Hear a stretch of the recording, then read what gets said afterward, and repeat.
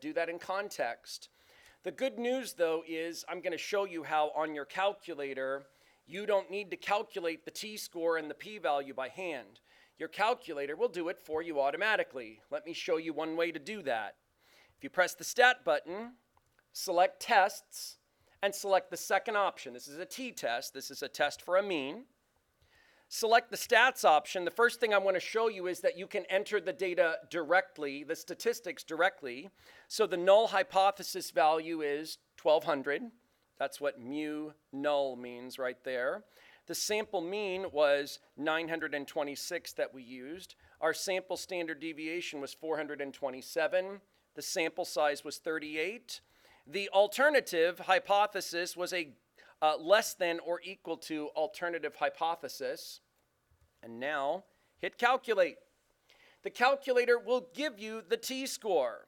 In this case, we rounded it, it's negative 3.96.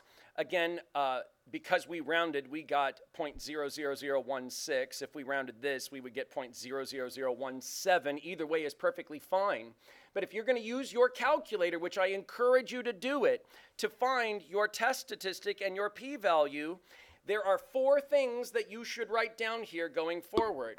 You should write down that you are using a t-test for a mean.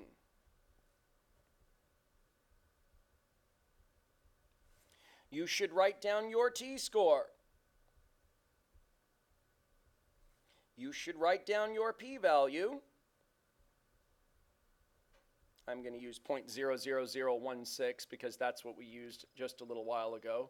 0.00017 would also be okay. It's also important to include your degrees of freedom. In this case, your degrees of freedom is 1 less than the sample size. That would be 37.